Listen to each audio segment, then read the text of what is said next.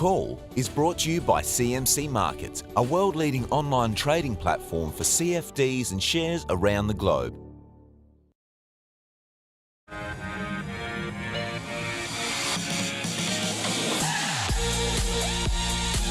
Good afternoon to you. A warm welcome from all of us here at The Call.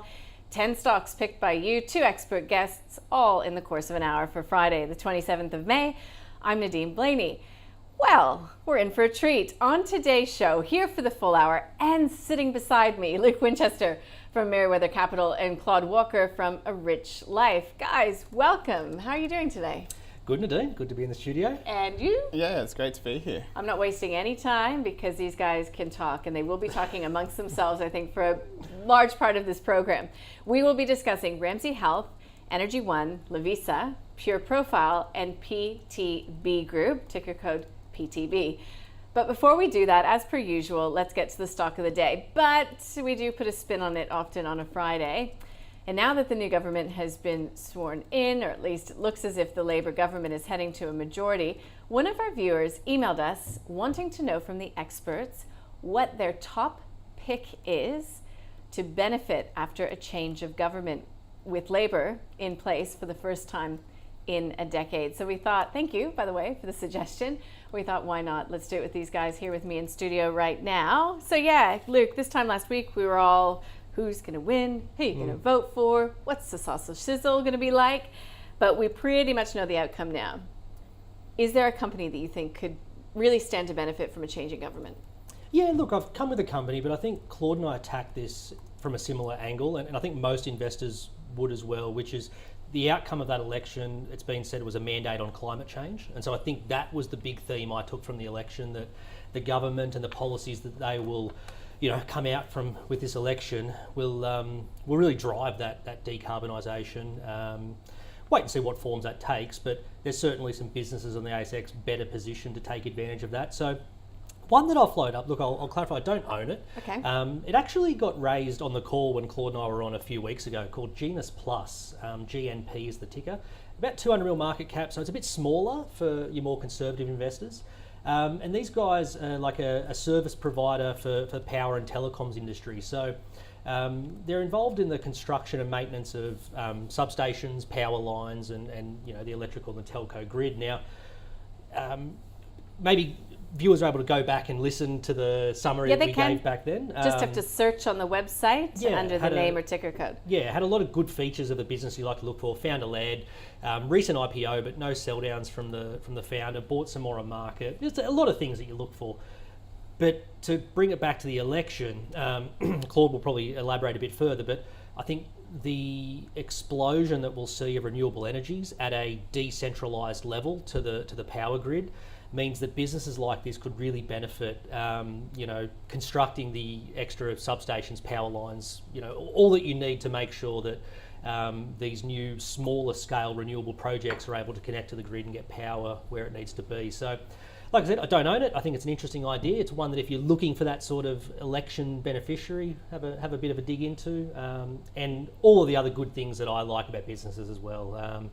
And one final point I will say is, I'm a bit wary of fixed price contractors right now. These guys sort of avoid that a little bit because they're more around that maintenance and service rather than the big construction. Genus Plus, GNP, is one to chew over if you're looking for a company that may benefit now that we've got a Labour government in place. Claude, it's your company. Well, my company. I know you were torn. Yeah.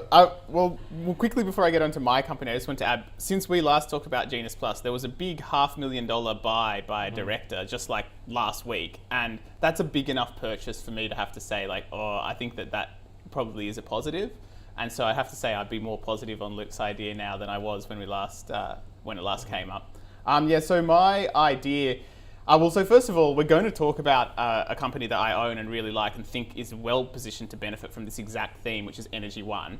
And actually, that would be my favourite choice, but I'll put that aside for now and come up with another one just to get in the spirit of it, which I don't own, but I also think is very interesting, called Genex.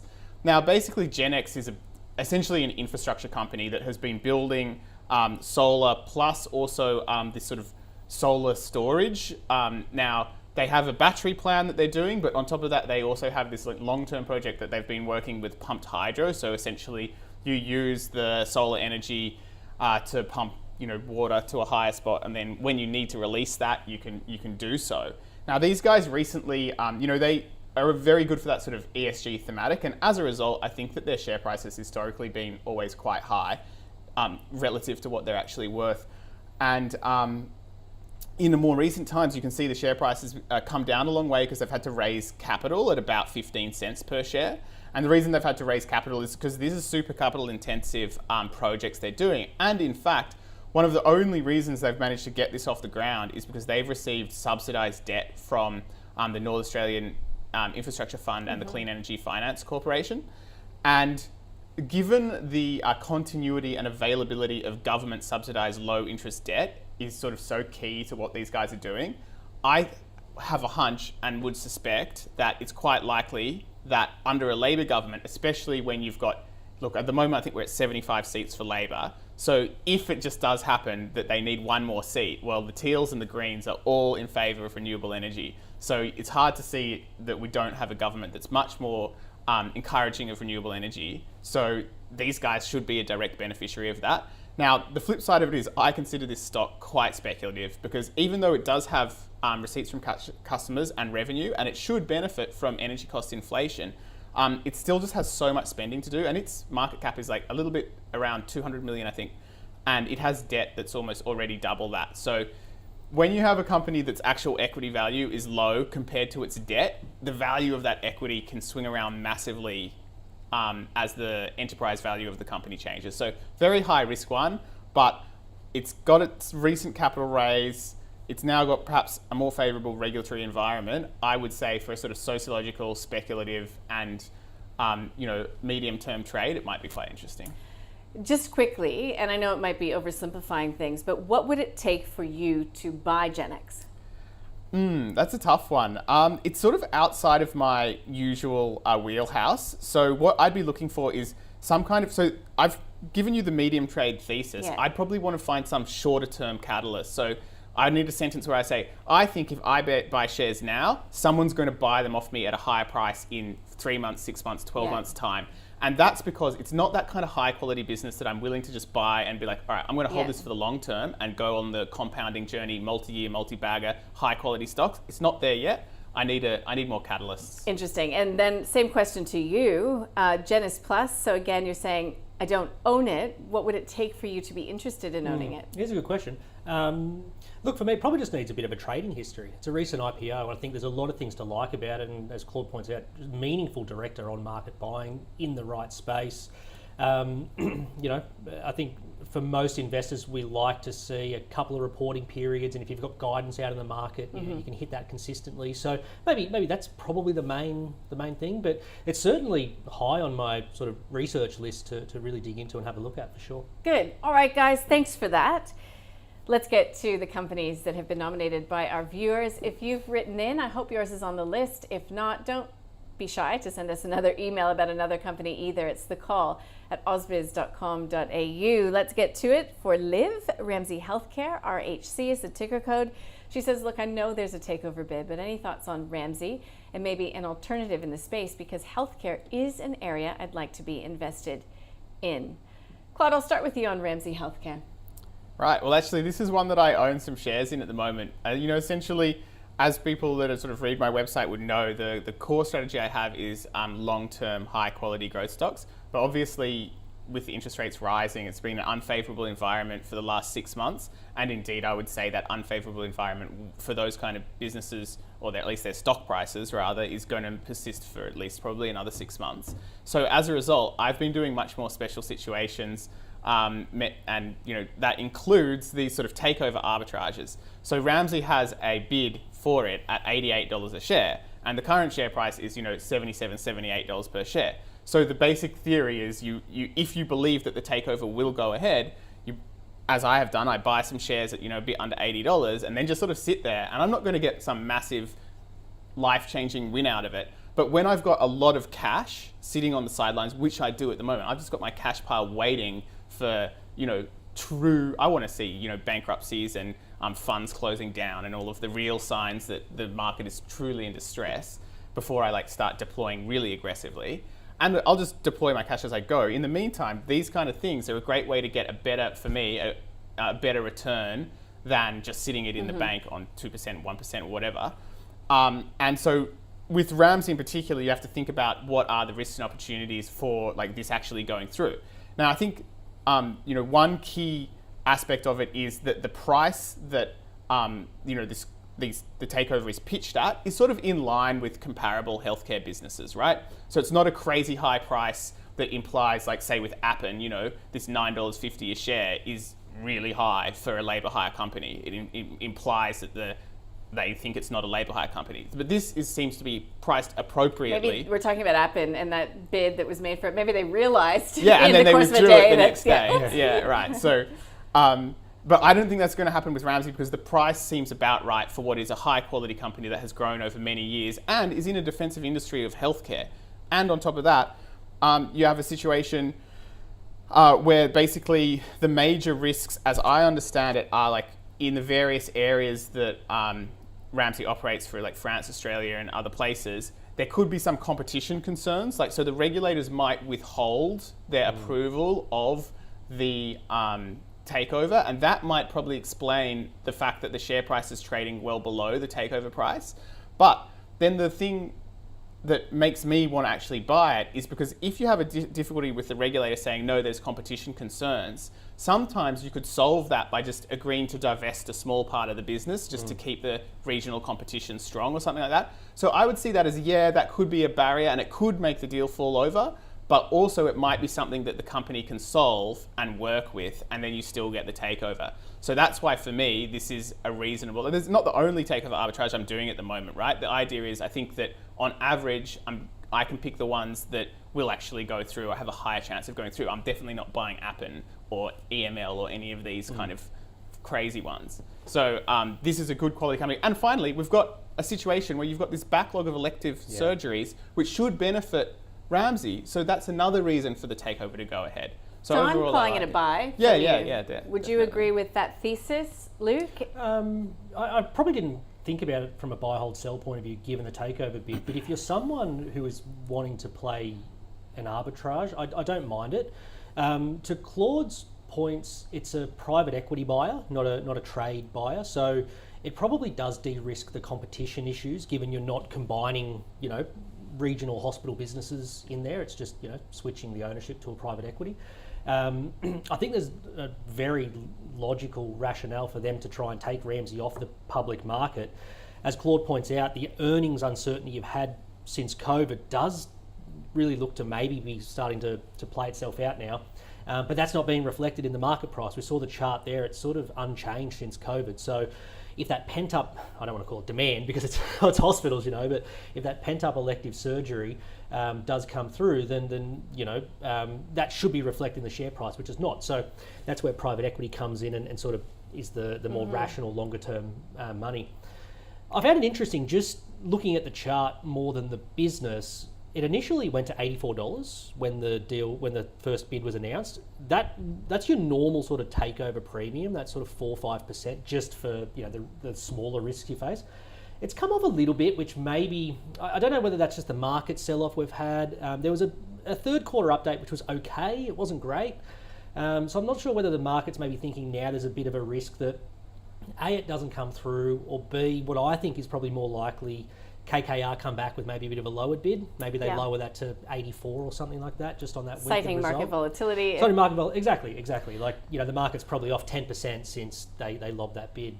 So on behalf of Liv, that's sort of the story with Ramsay Healthcare, but she's saying maybe an alternative in the space because she really would like to be in healthcare. Do you have a preferred company? I think the two obvious ones, especially if you want to focus on that large cap healthcare, are CSL and Cochlear. I think they're the really obvious ones. You come down a bit further to a ResMed, but I think ResMed is much higher multiple, a bit more volatile. I think CSL and Cochlear just have that long proven history for, I'm going to guess that Liv's a bit more of a conservative investor given she's in Ramsay. So they're the two I would sort of flag as an idea. Got it. Thank you. Let's move on from that for Pat. And for Claude, let's be honest, let's talk about Energy One. EOL is the ticker code. He's been following it for a long period. It's retraced to the lower fives.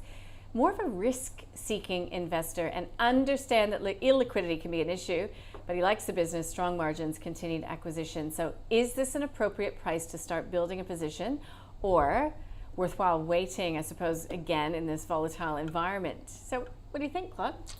Well, it's a really tough one. I did actually have a small nibble a while back at Energy One shares at $5.11, but that was sort of last year before we started to see all this volatility in the quality growth stocks. And you would expect that Energy One, being also an illiquid quality growth stock, is going to get absolutely wrecked at some point. So at the moment, to cut straight to the chase, my personal sort of buy more target price at the moment, based on the current results we have and the information we have, is probably closer to $4.50. So I'm looking a bit lower than that. I think that chart might be basically a little bit wrong, because the stock is so illiquid. I think it's trading at a little bit closer to 5.30 at the moment. But essentially, what this company does is they provide software that other companies use to interact with the wholesale electricity market, and then they also provide services that allow companies to outsource their interactions with the wholesale electricity market. And that's where you sort of tap into this sort of tailwind with renewable energy, because they've quite deliberately said, look, now we think the time is right. We're really going to try and lean into solving this market need that a new wind farm operator has. They might just only own one wind farm or one solar farm or two, or a smaller thing. They might not really be at that scale where they necessarily want to in-house their energy market interactions. And because Energy One has operations in both Australia and in Europe, it can more easily have that 24/7 person at the desk, which is obviously quite expensive for a small wind farm to have somebody 24/7, paying there to be at 4 a.m., managing their wholesale market interactions. So I think that makes sense. It makes sense that this company could solve this problem. We don't know that that's going to be successful yet. This is assuming that there is going to be much more, distributed renewable energy generation in both Europe and Australia. And of course, they are trying to and look to move into the USA in due course. That will probably involve some kind of acquisition, and there's always risk with that. On top of that, these guys are starting to really back themselves and take a little bit of risk with debt. So they've taken on debt to do this acquisition that hypercharges their move into the services market, whereas previously it was mostly them just selling the software. And that always brings risk, because if they then can't deliver the profits, then you've got a real bad situation where you've perhaps overpaid for something, you've taken on debt, and that it could really go down. On top of that, there's another risk I'd like to mention, which is that as you have turmoil and volatility with inflation, energy prices going up, I think the chances that we may see some market participants sort of go bankrupt is higher, and that is the typical way Energy One might lose a customer, is if most of the customers they lose, it's because their customer had gone bankrupt. And that's not Energy One's fault, but it's just part of volatility in that market. So there are a few risks. The last report had pretty flat profits, so there's a few things you're not selling me on this, I've got to say, Claude. Yeah, no, well, I just don't want to become overly bullish about what is actually my personal largest holding. So yes, I obviously have my money where my mouth is. I think it's a really good long-term option, but there are still risks, hence why I kind of think that at some point the share price could go down from here. So wait. Yeah. Wait. What do you think?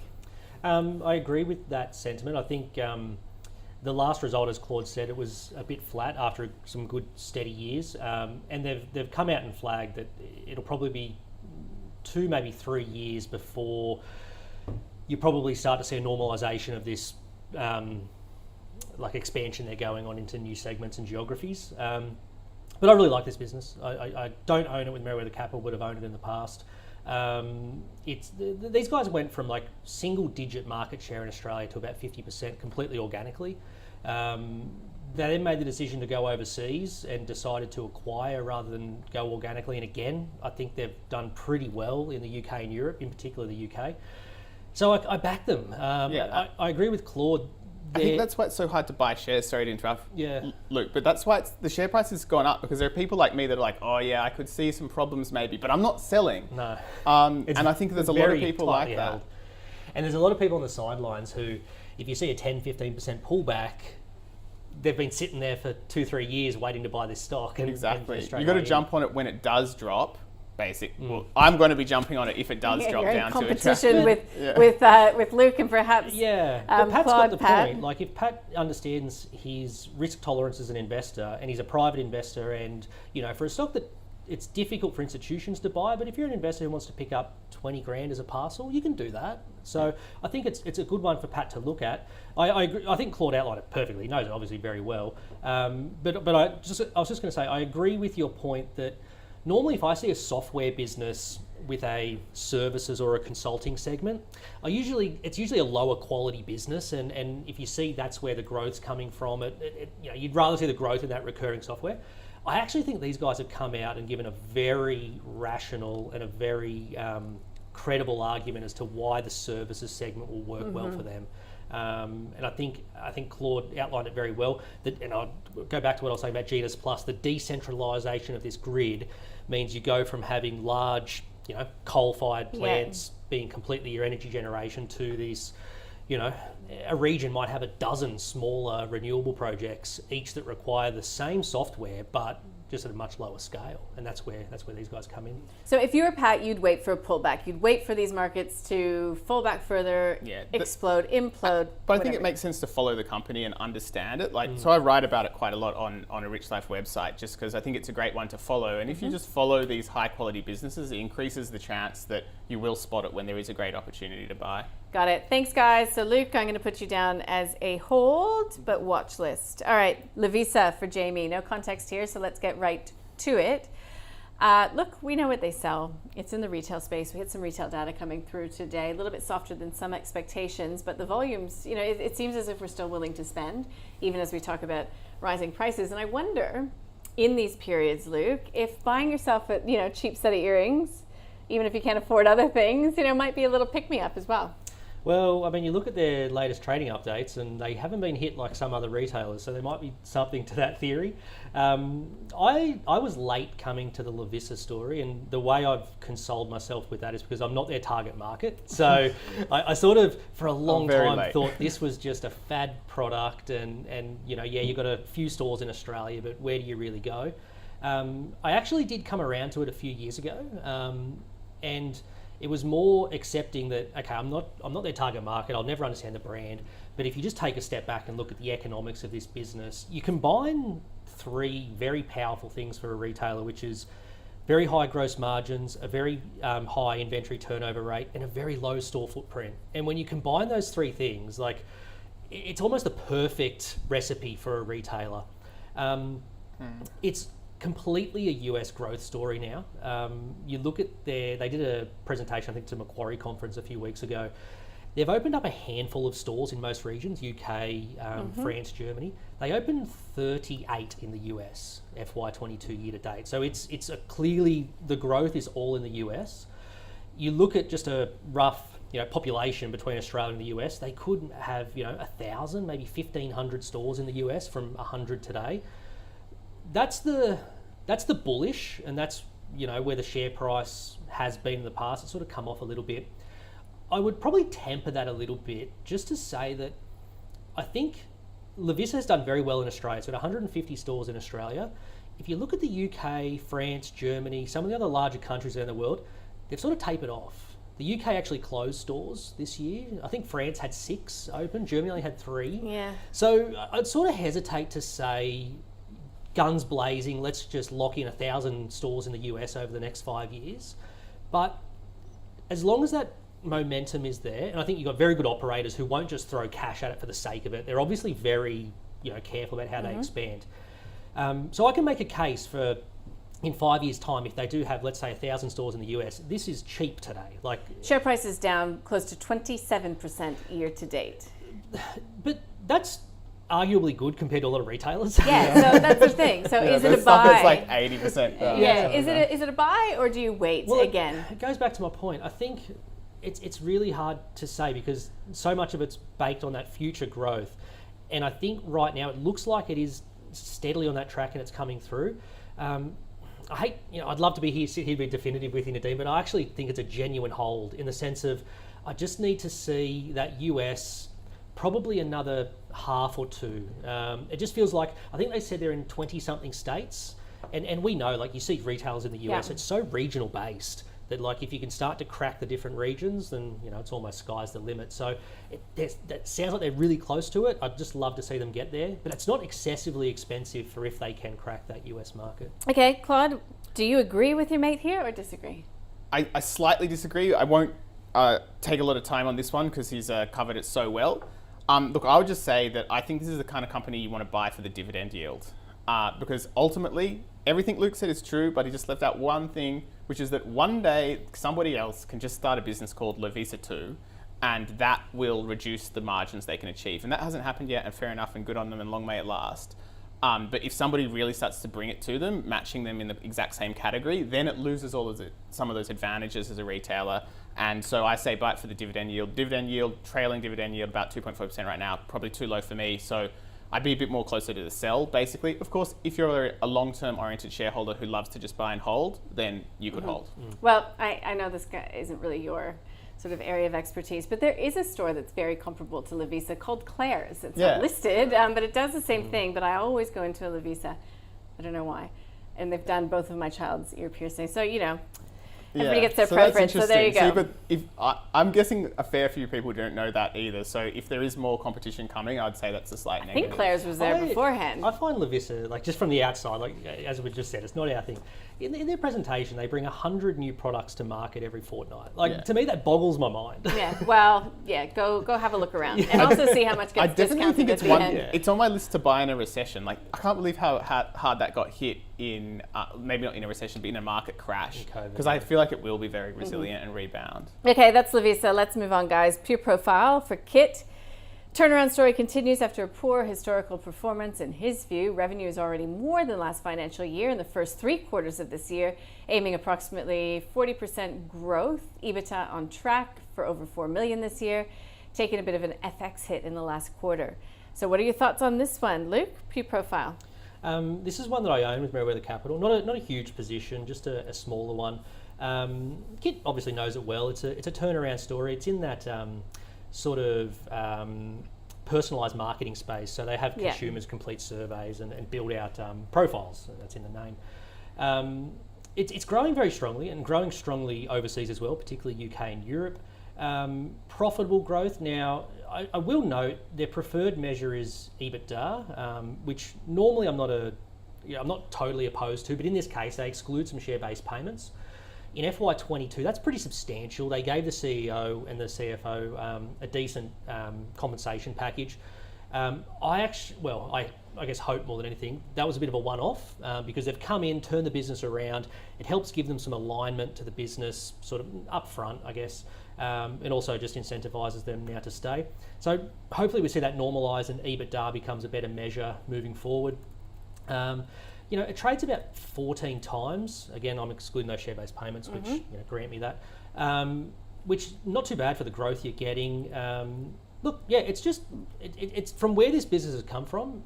It was essentially broke, recapped at a much lower level. They've done a very good job turning it around. So, back the management team to continue to do that and grow and sort of manage those profits. I think you'll see the lumpiness in the profits just for where they are, but remain profitable as they grow, which is important. So this is one that I did own and then sold after the most recent quarterly, and I think we've got a little chart of the underlying EBITDA that sort of tells a story of why I decided to exit. There you go. So you can see like last March quarter was weak as well, but so was this one. Basically no growth on the last March quarter. And look, that was partly to do with the FX thing that Luke mentioned, so perhaps it's a slightly unfair comparison. But I think it does, if nothing else, just show you how smallish changes in the business, especially at the top line, could lead to like quite large fluctuations in the profit. Now, essentially, the other objection that I have with, I guess, like a lot of the way the company presents itself is it's very focused on revenue growth and a bit underlying EBITDA growth, which excludes share-based payments. And now I've been on this show before and sort of said why I don't like that as a measure regarding this particular company. When I was a shareholder, well, the last quarterly was like the last straw for me. I was like, nah, I'm going to sell. I wrote about it on the website. I said I was going to sell. I did sell. I'm going to sit on the sidelines now. I'm not interested in buying this company until they actually shift their mindset to start talking about net profit after tax. If they can be a net profit after tax story and then still have that turnaround story, then I think it could be like really interesting. But I just don't like the ethos of underlying EBITDA, and it's just no, I'm not going to do it. So for me, unfortunately, it is a sell. I think the company needs to level up. It is a company that has needed to be recapitalized, right? It has gone basically almost bankrupt before. You guys need to focus on net profit after tax. That's that simple. Right of reply. No, I agree with that. I sort of concede that point as well. There'll be a lot of upside if it does what I said, and then by the time it actually starts reporting that, I'll have missed heaps of share price upside. So there's still an argument to be made. You're comfortable with that though, because that's the other thing. Yeah, I was just going to say, I think this quarter in FY22 as a whole, I think the share-based payments will be an outlier. They've given the CEO and the CFO a nice package, which, I'm not totally opposed to, because I think they have done a very good job since coming in. You'd love to see them buy a good chunk on market as well as get a package, but it is what it is. But Claude's right, and I think not only Claude having that view, the market's got that view now. We've come from a couple of years where share-based payments didn't exist as far as the market was concerned.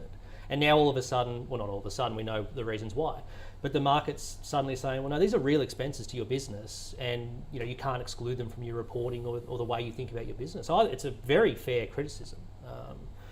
It's just one that I'm including that in my analysis and think the business. I think it's a reasonable risk. It's a reasonable risk to take, because by the time what I'm trying to see happens, then there'll be upside in the share price. So it depends whether you want to try and capture that or not. Basically. Got it. Yeah. All right, guys, we'll move on from that. Let's get to PTB Group for Brendan. No details on whether he already owns it, whether he wants to own it, but what do you think of the company? So I think it used to be called Pacific Turbines. Claude, I'll start with you. Right, so I think this is one we both follow, and I do own shares in it. And it's really one of my favorite ideas at the moment, just because I think there's something beautiful about the small cap that's around this sort of size. It's a little bit too small for many funds to take an interest in. It has a boring name that sort of tells you nothing. Sort of a bit of a quiet achiever, really. So what these guys do is essentially their core business is repairs and maintenance and leasing of the PT6 and TPE 331 turboprop engines. It's a mouthful, I can never remember those names. But basically, in the last half, it had revenue of 55.6 million and a profit of about 6 million. So we're talking about a company that can do net profit margins of around 10%. So yeah, decent quality business, right? And I think that the reason that it can do decent margins in this sort of industrial business is that there's quite a bit of expertise involved in being able to maintain and provide workshopping and having the knowledge and trust and regulatory approvals to maintain these engines. So it's not that easy for you to just, talking about someone can set up another Lovisa if they source the stuff from wherever. But you can't just do that so easily with these guys, and not least because you need to prove to all the regulators in all the individual countries that you can be trusted. And for example, the knowledge required to maintain these engines that are exposed to high amounts of salt water, as per in the Maldives where they have a big bit of business, that's very specific knowledge. And so, yeah, there's probably more of a little moat here than I ever first realized when I looked at this stock first years ago. And so that sort of helped get me across the board on that. And then I guess the second bull point, I'm sorry, I'm probably stealing this one from you, Luke, because I'm sure you would have said the same thing. But look, these guys have been doing a few guidance upgrades. So yeah, I saw one just last month. Yeah, so it implies that business is going fairly well for them at the moment. And I think based on the most recent upgrade, you could argue that it's making somewhere, and it probably can sustainably make at least sort of 10 cents earnings per share, and that might even be conservative, but at least it's bumping around that level. Share price of less than $1.20 puts this on a fairly low PE multiple. Also should get like a half decent dividend yield while you wait. So it just seems like a classic growth at a reasonable price. And I've been trying to buy it a little bit lower than current prices, but even at current prices, I think it's quite reasonable. I wouldn't go all in right now, but I think it's actually potential to buy even now, with the caveat being that I have think I bought it actually at similar prices to now, but my average price is lower. Okay, so is this going to be our first double buy of this Friday session? Yeah, it will, because I've bought around these prices too, not too long ago. Yeah, they upgraded guidance, which pretty much says it all, because I can't think of many industrial businesses that have upgraded recently. It was the 21st of April. Yeah, so Claude outlined it very well. I actually went up to Brisbane last month to the workshop up there. Yeah, Nice. and it's Claude's right. Like, Give us the insights. yeah. Well, no, I mean, you walk in and there's plane engines getting taken apart and clean service and put back together. Like, it's a world that I have absolutely no concept of, but it's clear that these guys do. What was the vibe there? Oh no, like they're very, very positive on their business, Yeah, cool. and they've got a few good drivers for growth. So I agree with Claude. Like it's cheap just on a traditional like classic earnings basis, which I know we don't talk about much anymore. But it'll give you growth as well. Like maybe that sort of 20 to 30% growth moving forward. The CEO's based over in the US now. That's the big driver for them. Yeah. I think 50% of the engine, like Claude rattled off the PT, whatever engine it was. Good luck remembering 50% of them are in the US, so that's the big market. Yeah. Yeah, well, they've got an operational footprint in Arizona, Texas, Florida, and Pennsylvania. Yeah, so some of them are organic, some of them they've acquired. And so the CEO even was sort of saying to us that he had to get over there, and there's a few cultural things that he wanted to tidy up and get done, but he's working on that and slowly getting through it. And what's your view of management? Because I haven't actually met them. I've talked to them on emails a little bit before, and they seem very good. Really good. I mean, they're the classic industrial microcap management where they're not market savvy, and they'll just tell it like it is. But you can just tell they know their businesses inside out, and you get really good insight from them. If you can ask the right questions. So no, I came away really positive from that trip. So I got a hat too, which is nice. Bring it in next time. No, it's a buy from me. I Got think Claude outlined it very well. It's that perfect growth at a reasonable price. I think is a very good way to put it.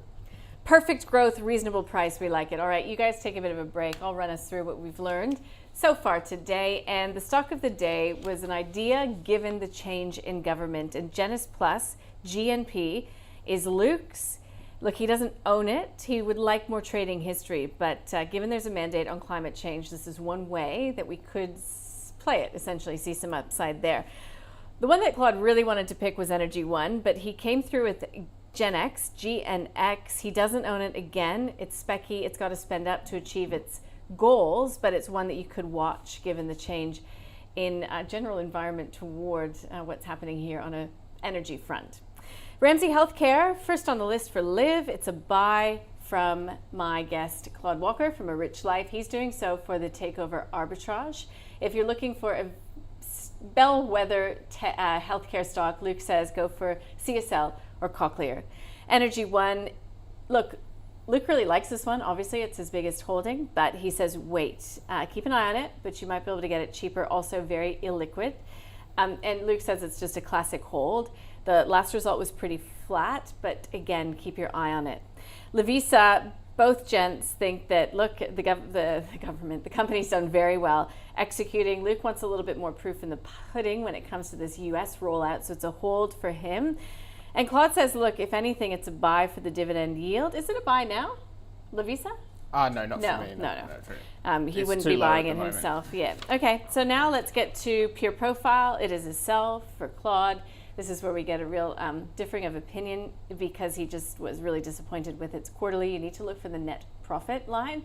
Luke actually holds this in Merewether Capital, but he does say it's a turnaround story. He wouldn't be buying it now. It's a hold for him. And then last on that list, PTB Group for Brendan. It's a buy from both of my guests. You heard why, but both really endorsing the story. And Luke's chatted with management, which I'm told, especially in smaller companies, is so important, and that's where you really get more detail. I mean, on the big cap side of things, the CEOs won't give anything away to, individual fundies. But when you go and speak with some of these CEOs as a small cap investor, I think sometimes, would you agree? You get, for sure. You get more. I've said this before, that they often just love talking about their businesses. Yeah. They don't get it very often. Because they're really into it. Yeah. That's okay. Right. It's usually their lifeblood. Great. All right. So that is the list that we've gone through.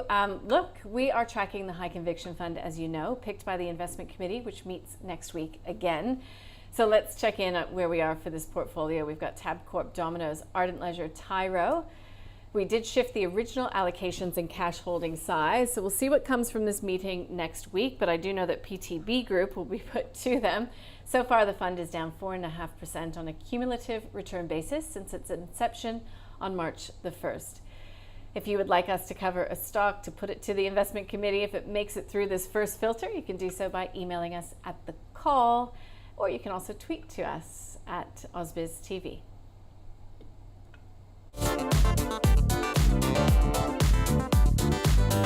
Grab a beer, grab a glass of wine, because this is where we just gossip. It has been easy to get this bull market wrong. Cheers to you. Have a great weekend, everyone.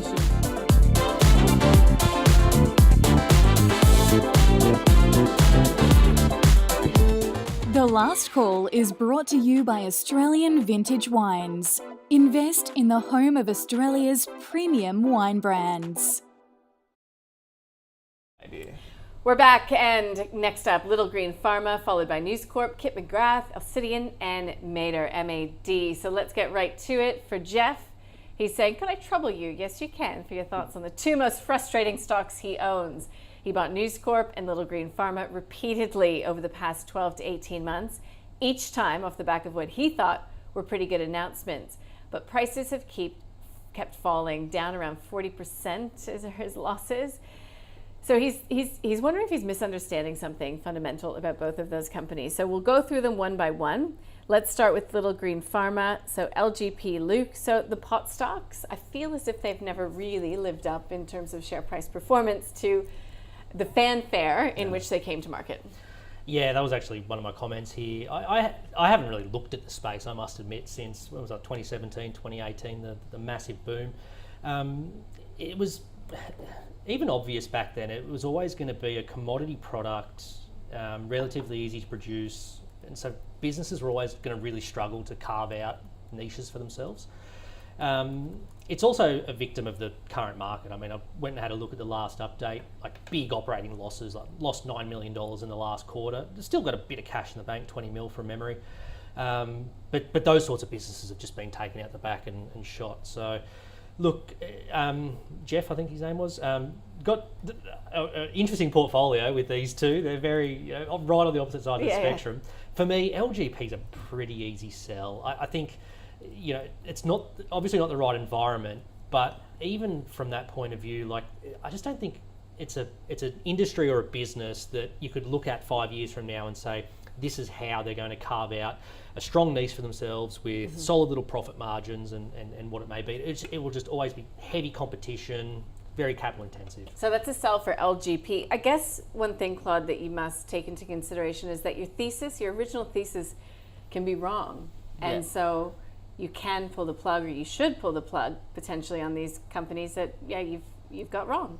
Yes, so definitely. And I think when it comes to something like Little Green Pharma, so that's like a loss-making company in a sector that was very hyped up. The share prices got very high for a while, but then they sort of passed out, and it's been down ever since. And I think that's the kind of company I would just never be continually adding to. So the only sensible thesis I could think of for something like Little Green Pharma is essentially like, this is losing a lot of money. It's in a new, novel area that's heavily regulated. Most companies don't make a profit. Your best bet really is that, like, you're buying now, it's going to have top line growth, but still won't be profitable. And that's going to get everybody excited, and somebody else is going to pay an even higher price than you bought it for, just based on excitement and sociology. I mean, people buy NFTs for $100,000.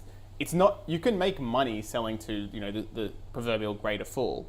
But if that's your thesis, you've got to, you can't just keep buying down in it, because then you're the greater fool. You need to just be like, all right, I'm buying this now. I reckon it's going to get hyped up, and then I can sell it. And that's a hard way to make money. Like, I'm not trying to say I'm some saint that's never tried to do that, but it's a hard way to make money, because if you miss the opportunity to sell, then you get sort of caught in this position. If you were Jeff, would you sell now? I would sell now. Like, it's kind of it's a tough thing to play, but I just sort of say one and done with that. You give yourself one shot at getting it right, and then other than that, I would never be averaging down into a loss-making company. What about News Corp? Because he's just as equally as disappointed in News Corp. Very different narrative. So I mean, News Corp is less of a terrible option because it has the potential to make profits and pay dividends. But as with Lovisa, when you're talking, unless there's like a strong secular or long-term growth narrative for a company, I think you really, for me anyway, I'm trying to look at, okay, how much money is that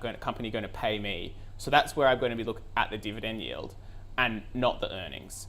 And there are certain companies that like Dicker Data, which I own shares in, which like religiously pays out 100% of its earnings in a dividend yield. So I would pay a much higher multiple and have for Dicker Data than I would for News Corporation because I trust them to pay me all the profits every year. So yeah, with this one, basically, I don't trust them to always just give the shareholders, their due. So its PE ratio might be like reasonable, but its dividend yield is quite low.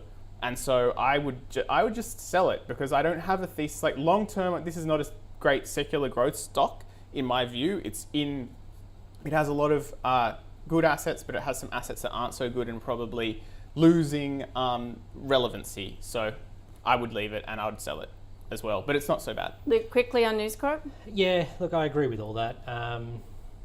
It's just a big conglomerate, right? Like, and they never have all their segments firing at once. There's always good segments, bad segments. I looked at the last update. The revenue growth was okay, but almost every segment had margins falling, which I sort of read through a little bit, but there's sort of been like, it wasn't just like one overall reason. There was a lot of different moving factors. Foxtel continues to be a challenge for them with the competition in streaming.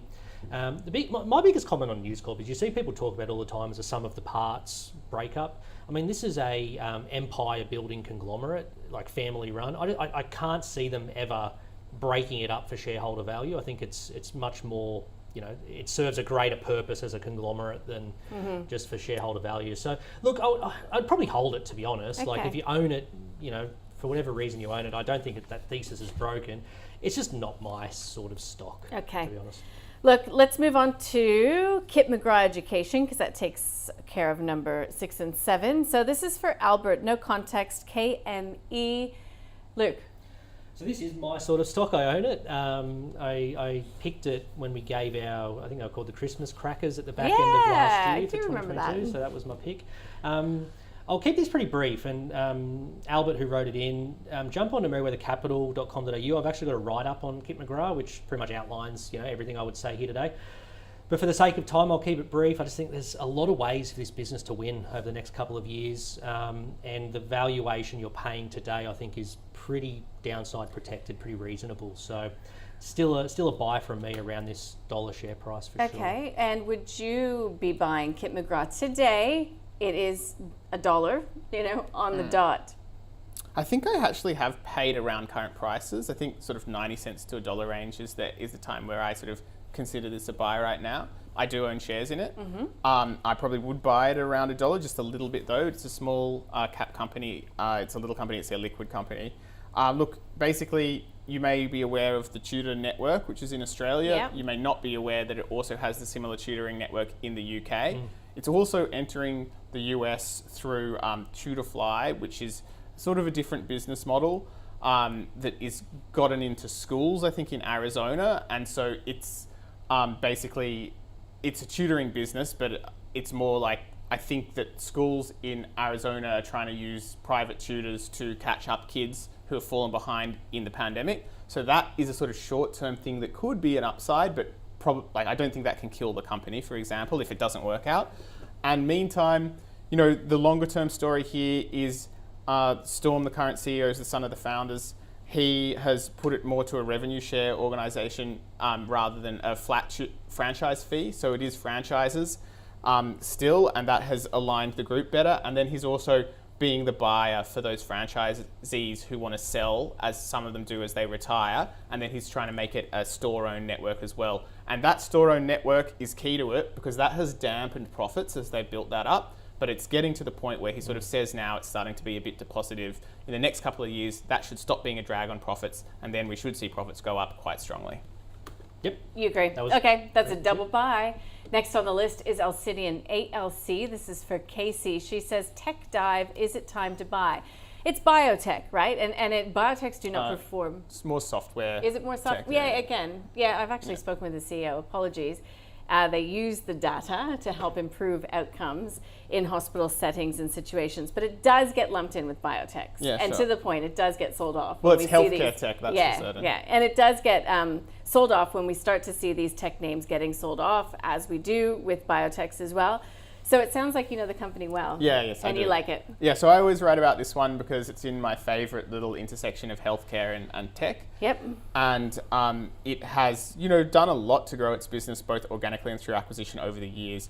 So if you've gone into hospital, it's quite possible in Australia, especially in, I think, you know, certain Sydney areas, and also in, I think Northern Territory was where they started out. Basically, their software could have helped manage, you know, the nurses knowing who needs It's managing what. treatment, so it reduces risk and Yeah, exactly. So it's having something that says, oh, this person's had this test Yeah. result. So the next step in the flow is you need Yeah. to then get the doctor to look at that test result, and that doctor needs to actually take some action based on that test result. Because what you have in reality when it's all paper-based is the doctor can come and order the test, and then they do the test, and the test results come back saying, take Yeah. action, but there's no alert that says, hey, Yeah. now you have to do the next Just step. to move it along as well, they're moving into the UK and they've had a lot of success in the UK. Yeah. So based on where we're seeing it at 14 cents per share today, would you buy it, or again, would you wait for a time that maybe you have a really bad, performance on the NASDAQ? I have a little bit, and I would potentially buy a little bit at current prices. The only reason I haven't been buying is just because this gets lumped in, as you said, with all the loss-making tech kind of stuff, and as a result, it's just the macro is really against it. But yes, I actually do think that at the current prices, this is going to be worth a fair bit more in the future. The big point to watch is they've said FY 2023 break-even year or small. Positive situation there. So they really need to deliver on that. If they don't deliver on that, then that'll be bad. If they do, I reckon the share is going to trade a fair bit higher. Would you buy it today, Luke? I'm definitely more interested today. I've always thought this is one that was really expensive for what it was, and maybe that's because it's that healthcare tech, which, as Claude said, is a very attractive space to play. I think now they made an acquisition in the UK for 55 million, and you look at their current market cap about 170 odd.